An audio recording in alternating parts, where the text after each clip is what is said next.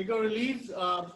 First, first step is a non-surgical tip, that is to evaluate the situation in which there is a PIP joint contracture, flexion contracture along with the trigger finger. In a long-standing cases, this can happen. Is Samrat talking? I can't hear him. He's talking, sir. And a patient may require a post-op therapy for the flexion contracture at the PIP.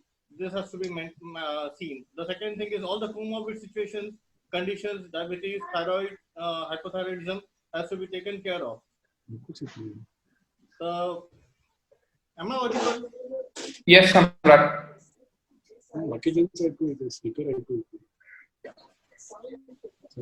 So our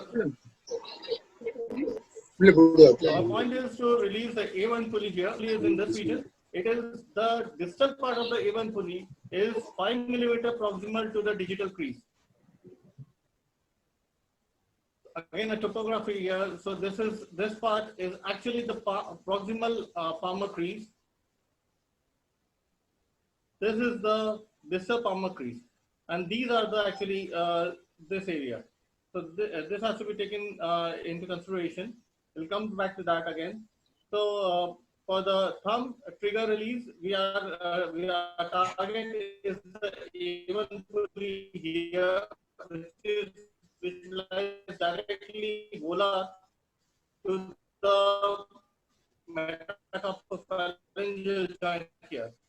This area is very narrow. This, if we draw these lines from the pachyform, here if we draw a line to the midline of the IP crease, this is the area of the A1 pulley, which is about 7 to 9 millimeters, and the digital nerves lie very close to this. So the second tip is that for the incision, the distal limit is 5 millimeter proximal to the proximal digital crease. That's the proximal limit of the A1 pulley. And for the index, we can take the incision at the proximal palmar crease. And for the middle ring, we have to take at the middle will be taken in the mid of the proximal and the distal palmar crease. And for the ring and the little finger, it has to be at the distal palmar crease. We have to be very cautious about the nerves, mainly the radial branch for the radial digital branch for the thumb will be crossing here and then lying very much near to the flexion crease there.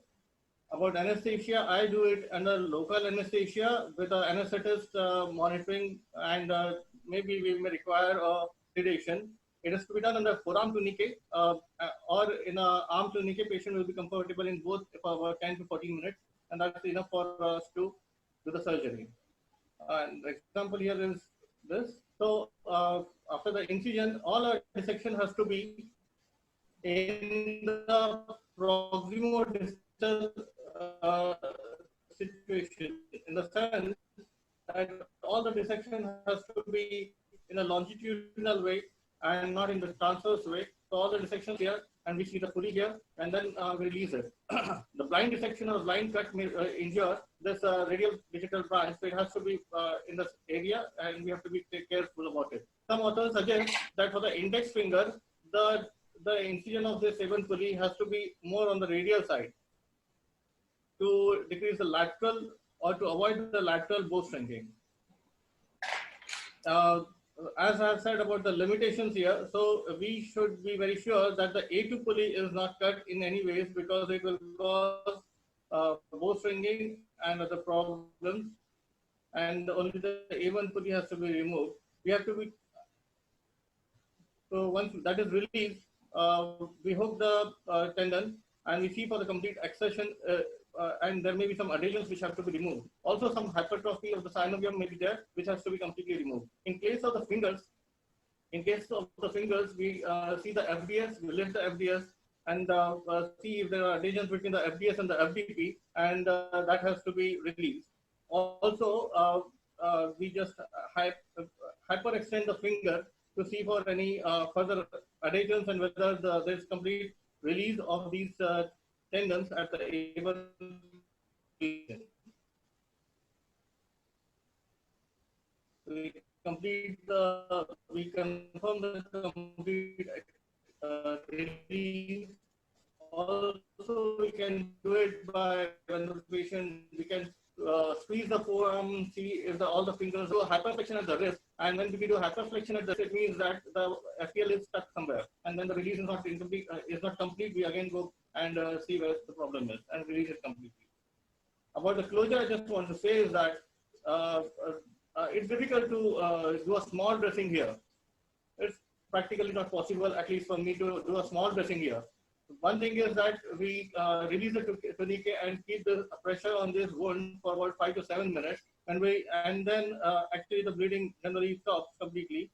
And then for first 2 days we do a bulky dressing, and after 2 days we remove it and do a small sticking is enough for cover a gauze there, and then that's it. But for the day one, we need to do a bulky dressing. Finally, there has to be a post-op protocol. So there has to be an elevation for about 5 to 7 days about the heart. The typical, so 6 pack exercises. So patient has to do this exercise, then complete fist making, then make an arrow like this, again straighten it up. And these are the exercises which the patient has to, and this one, patient has to do these exercises regularly so that there are no new adhesion formation here. Thank you. That's it.